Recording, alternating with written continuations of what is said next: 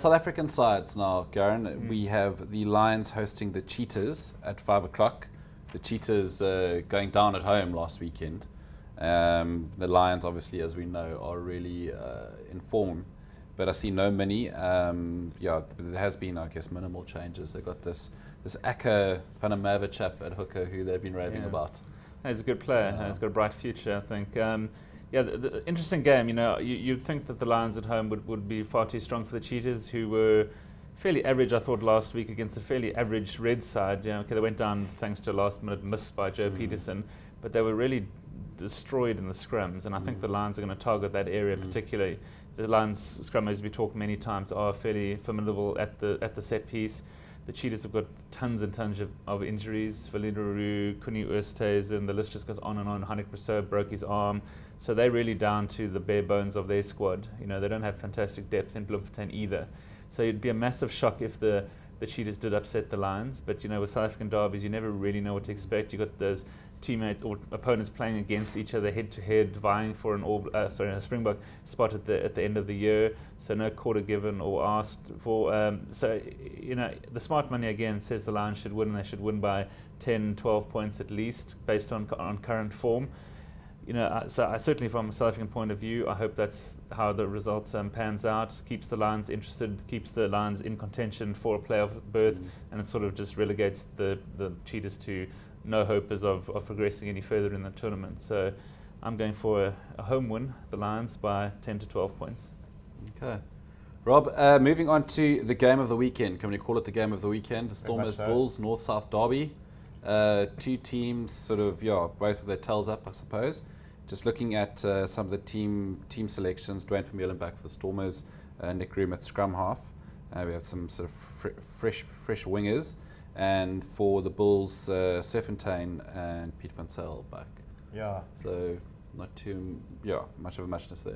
Yes, it comes at a fantastic time. The Bulls leading the Stormers, they're 1 and 2 in the South African Conference, both vying for the playoffs. Bulls 2 points ahead, I think it is, of the Stormers at the moment, but knowing that they've got a much tougher run in. So I think the win here is particularly vital for the Bulls.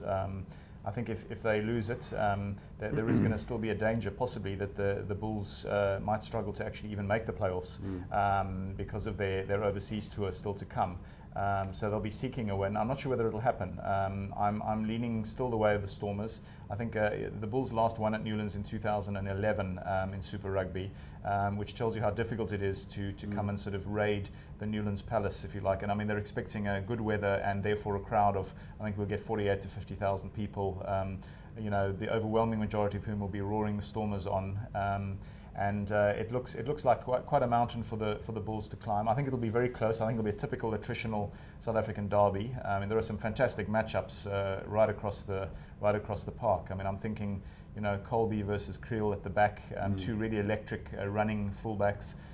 If the game comes to that, which it may not, but in the packs, Eben Etzebeth goes toe to toe with Flip van der Merwe.